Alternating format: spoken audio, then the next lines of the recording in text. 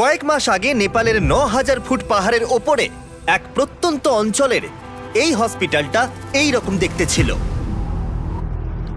প্রত্যন্ত অঞ্চল হওয়ায় এখানে কোনো ইলেকট্রিসিটি ছিল না, তার মানে স্থানীয় ডাক্তারদের চিকিৎসার সরঞ্জাম ব্যবহারের সুযোগ ছিল না, এবং মাঝে মাঝে অন্ধকারের মধ্যেই জটিল অস্ত্রোপচার করতে হতো একটা ফ্ল্যাশ লাইট আর সাধারণ কিছু সরঞ্জামের সাহায্যে। এদের যদি উন্নত চিকিৎসার প্রয়োজন হয় তাহলে তাদেরকে কয়েক ঘন্টা হেঁটে অন্য জায়গায় যেতে হয়, আর এই সীমাবদ্ধতার ফলে এখানে মৃত্যু আর গর্ভপাতের ঘটনা প্রায় ঘটছে। তাই আমাদের লং টার্ম পার্টনার গিভ পাওয়ার, যাদের সাথে আমরা আগের 3টে বিস্ট ফিলান্থ্রপি ভিডিওতে কাজ করেছি, ড্যান আর ড্যারেনকে তাদের সাথে খোলগাঁও গ্রামে পাঠিয়ে দিলাম এই সমস্যার সমাধানে সাহায্য করতে, যেখানে তাদের দারুণ অভ্যর্থনা জানানো হয়েছিল। আর জায়গাটা ছিল নিঃসন্দেহে পৃথিবীর অন্যতম সেরা জায়গাগুলোর মধ্যে একটা। প্রথম দিন সকালে ড্যারেন সঞ্জয় নামে একজন স্থানীয় গিভ পাওয়ার ইঞ্জিনিয়ারের সাথে দেখা করলো, যে নীরা সম্পর্কে একটা মর্মান্তিক গল্প বলেছিল। নীরা গ্রামের একজন মহিলা যে তার বাচ্চাকে হারিয়েছিল প্রচন্ড ঠান্ডার জন্য এবং উপযুক্ত চিকিৎসা সুবিধা ও সরঞ্জামের অভাবের কারণে। ওকে বর্ষার রাস্তায় সবচেয়ে কাছের বার্থিং সেন্টারের মধ্যে যেতে হতো, কিন্তু সেটাও অনেকটা দূরে থাকায় ও বার্থিং সেন্টারে পৌঁছতে পারেনি আর শিশুটাকে হারাতে হয়েছিল।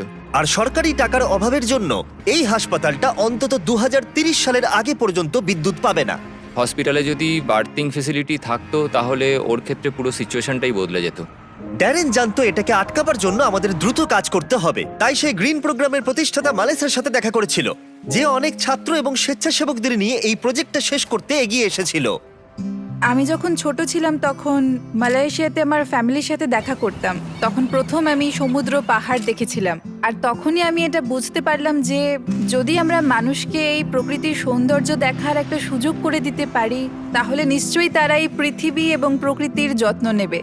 তাই আমরা পুরো বিশ্ব থেকে ছাত্রছাত্রীদের নিয়েছি যারা এই ব্যাপারে ভাবে এবং কিছু করতে চায়, এবং যাতে আমাদের ভবিষ্যৎ প্রজন্মের কোনো অসুবিধায় না হয় তাই আমরা এই পদক্ষেপ নিয়েছি যাতে এই বিশ্বটা আরো অনেক অনেক সুন্দর হয়ে ওঠে। সঞ্জয় এবং মেলিসার সাথে দেখা করার পরে ড্যারেন খুবই উৎসাহিত হয়ে কাজটা শুরু করে দিয়েছিল, সোলার প্যানেল এবং ব্যাটারি ইনস্টল করে হসপিটালে বিদ্যুৎ আনতে, তার সাথে এই সম্প্রদায়ের জন্য আধুনিক সরঞ্জামের ব্যবস্থা করতে, যাতে এটা একটা আধুনিক বার্থ সেন্টার হয়ে ওঠে। ঠিক আছে, আমরা প্রথম দিনের জন্য প্রস্তুত। 3, 2, 1 বিগ ফিলান্থ্রপি! টিমের সবাই এই কাজটার জন্য খুবই এক্সাইটেড ছিল। নিচের দিকটা ঘুরতে হবে। দারুণ!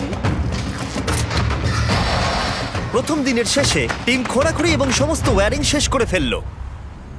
আমি সত্যি এদের অস্বীকার করতে পারি না, কারণ এই গ্রামের মানুষদের মধ্যে কিছু একটা আছে।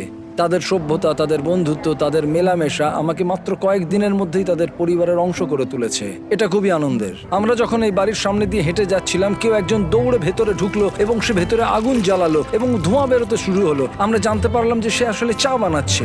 এটি আদা সহ হিমালয়ান ব্ল্যাক টি, আর এটা আমার জীবনের সেরা চা। এই লোকেরা সত্যি খুবই সরল এবং এরা মানুষকে ভালোবাসতে জানে। আমরা যেখানেই যাচ্ছি এরা আমাদের ভালোবাসছে। তারা আক্ষরিক অর্থেই আমাদের বাড়িগুলো খুলে দিয়েছে এবং বাড়ির ভেতরে আমাদের একটা বেডরুমও দিয়েছে যেখানে আমি আর ড্যান আরাম করে থাকতে পারি। কিন্তু কনস্ট্রাকশন শুরু হবার কিছুক্ষণ পরেই ড্যানের শরীরটা খারাপ করলো। আমি খুব অসুস্থ হয়ে পড়েছি, আমাকে চেক আউটের জন্য তাড়াতাড়ি স্থানীয় কোনো ডাক্তারের কাছে যেতে হবে। তার মানে এখন সে নিজেই বুঝতে পারলো যে এইরকম প্রত্যন্ত গ্রামে চিকিৎসা করানো কতটা কঠিন হতে পারে। যেমনটা তোমরা দেখতে পাচ্ছ এখানে সবকিছুই বন্ধ রয়েছে, আর কঠিন বাস্তব এটাই, যদি তুমি এখানের কোনো গ্রামে অসুস্থ হয়ে পড়ো তাহলে কাছাকাছির বড় ফেসিলিটি পেতে তোমায় প্রায় 7 ঘন্টার একটা বড় জার্নি করতে হবে। সৌভাগ্যবশত সেখানে একজন নার্স ছিল যে তার চিকিৎসা করেছিল। ইনি হলেন করুণা, একজন নার্স, এখানকার লোকাল টাউন খোলাগাঁওয়ের মধ্যে থাকেন। ইনি আমাকে সাহায্য করতে এসেছেন। কিন্তু সেখানে কোনো বিদ্যুৎ না থাকায় শুধুমাত্র প্রাথমিক চিকিৎসাই সম্ভব হয়েছিল। সে ধরে নিল যে ড্যানের হয়েছিল গাটি। হ্যাঁ, আমার গাটি হয়েছে।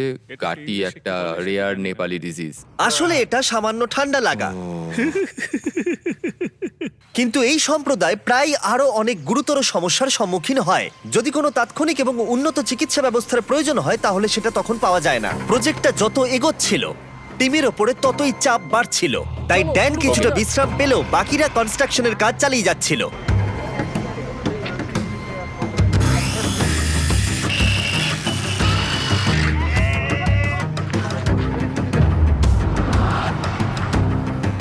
যেহেতু এখন সাপোর্টিং স্ট্রাকচার তৈরি হয়ে গেছিল, তাই আমরা সোলার প্যানেল ইনস্টল করতে শুরু করলাম।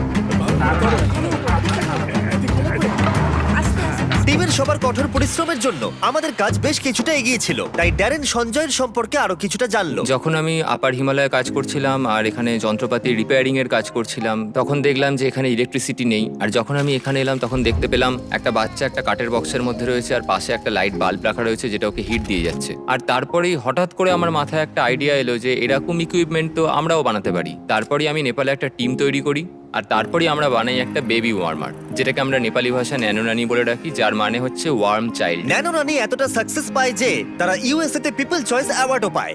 আমার কাছে এটা একটা স্বপ্ন পূরণ, কারণ আমার লক্ষ্যই ছিল এই ধরনের একটা ওয়ার্মার তৈরি করা এবং মানুষকে এই ব্যাপারে আরো সচেতন করা, বিশেষ করে এরকম প্রত্যন্ত গ্রামে যেখানে কোনো রকম আধুনিক ফেসিলিটি নেই।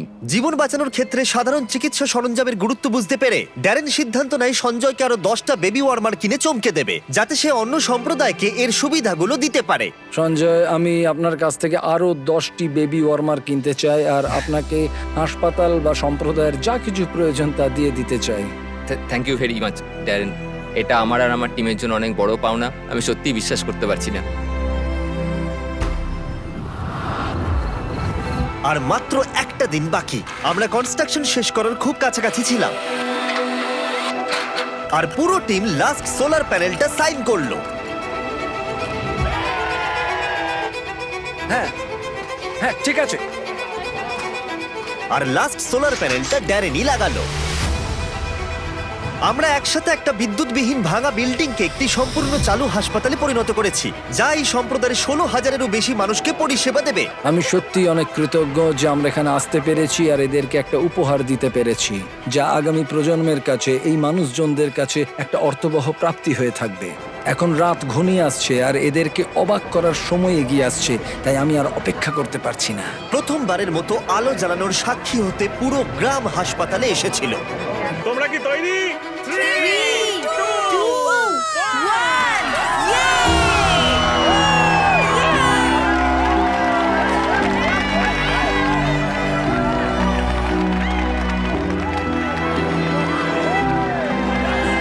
একটি সম্প্রদায় জীবনে প্রথমবার বিদ্যুৎ দেখলো, এটি দেখা যে কি সৌভাগ্যের ব্যাপার তা আমি আজকে অনুভব করলাম। পরের দিন সকালে নীরাকে হাসপাতালে সঞ্জয় আমন্ত্রণ জানালো, যাতে সে তাকে বেবি ওয়ার্মার সহ সমস্ত ইকুইপমেন্টগুলো দেখাতে পারে। এখন ও খুবই আশাবাদী যে ওর সাথে যা ঘটেছে তার কারোর সাথেই ঘটবে না, আর এখানে বার্থিং ফেসিলিটির জন্য ও খুবই খুশি এবং কৃতজ্ঞ। নমস্কার। লাস্ট সারপ্রাইজ দেওয়ার আগে আমি এই ভিডিওর স্পন্সরকে ধন্যবাদ জানাতে চাই। পৃথিবীর সবথেকে ভালো খাবার এই ফিস্টেবল নয়, কেলগস। শুধু এই সময়ের জন্য, কারণ তারা আমাদেরকে সাহায্য করছে। আজ থেকে 31শে জুন 2024 পর্যন্ত কেলগস মাইনক্রাফটের সাথে টিম আপ করেছে তোমাদের free exclusive character creator item দিতে। ঠিক এইরকম ক্যামেল হ্যাট, অ্যাক্সলট হ্যাট আর একটা চেরি ব্লসম ড্রেস। এগুলো তুমি তখনই পাবে যখন তুমি কেলগসের স্পেশাল মার্ক বক্সগুলো কিনবে। ঠিক এইরকম Kellogg's Froot Loops, Frosted Flakes, Apple Jacks আর কর্ন পপস। তোমরা কিন্তু তিনটেই ক্যারেক্টার ক্রিয়েটর আইটেম কালেক্ট করো। আর এগুলো ছাড়াও মাইনক্রাফট আর কেলগস অরবট ডে ফাউন্ডেশনকে পার্টনার করেছে। অরবট ডে হলো সেই ফাউন্ডেশন যারা আমাকে টিম ট্রিজে সাহায্য করেছিল। তারা 2.5 লাখ গাছ লাগিয়ে চলেছে, যেটা ইউএস এর জন্য খুবই প্রয়োজন। এটা কিন্তু দারুণ। ডেসক্রিপশনে দেওয়া লিংকে ক্লিক করে এদের সব টার্মস এন্ড কন্ডিশনস দেখতে পাবে। ঠিক আছে ফেস্টিভ্যালস, আমাকে ক্ষমা করে দাও, আমি চিট করেছি শুধুমাত্র অপরকে সাহায্য করতে। থ্যাংক ইউ কেলগস এই ভিডিওটা স্পন্সর করার জন্য। চলো আবার ফিরে যাওয়া যাক। সাথে কথা বলছিলাম তখন আমরা জানতে পারলাম ও নেপালি হয়েও কখনো এভারেস্ট দেখেনি, আর ওর এটা স্বপ্ন ছিল একবার অন্তত এভারেস্ট দেখার। তাই শেষ দিন সকালে আমরা সিদ্ধান্ত নিলাম ওকে সেটা দেখিয়ে আমরা সারপ্রাইজ দেব। আমরা এভারেস্টের এত কাছাকাছি আছি আর সেটা দেখতে না যাওয়াটা দুর্ভাগ্য। আমরা সঞ্জয়কে হেলিকপ্টার যতদূর যেতে পারবে এভারেস্টের সেই উচ্চতায় নিয়ে গেলাম। সেখানে অক্সিজেন খুবই কম থাকায় ড্যান আর সঞ্জয় মাত্র 2 মিনিট থাকার অনুমতি পেল, না হলে তাদের অক্সিজেনের অভাবে হাইপক্সিয়া হয়ে যেত।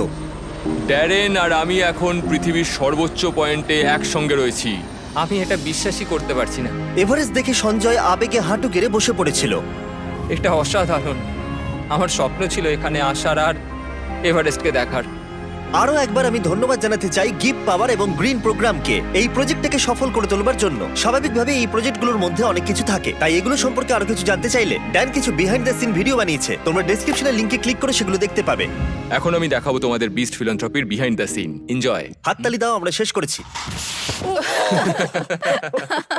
আমি দেখেছি তোমরা অনেক অন্যান্য ভিডিওতে ক্লিক করো, তাই আমি যতক্ষণ কথা বলবো এখানে বেরোলে ভিডিওটা চলবে, যাতে তোমরা আমার কথাগুলোকে শোনো। আমরা যা অ্যাড রেভিনিউ পাই আর এই ভিডিওগুলোর ক্ষেত্রে আমরা যা ইনকাম করি পুরোটাই বিস্ট ফিলান্থ্রপিতে যায়। তাই সবসময় ভিডিওগুলো দেখো যাতে আমরা মানুষদের সাহায্য করতে পারি। তাই যাও অন্য ভিডিওগুলো দেখো আর এক্ষুনি সাবস্ক্রাইব করো, না হলে তোমরা অপরকে সাহায্য করতে চাও না।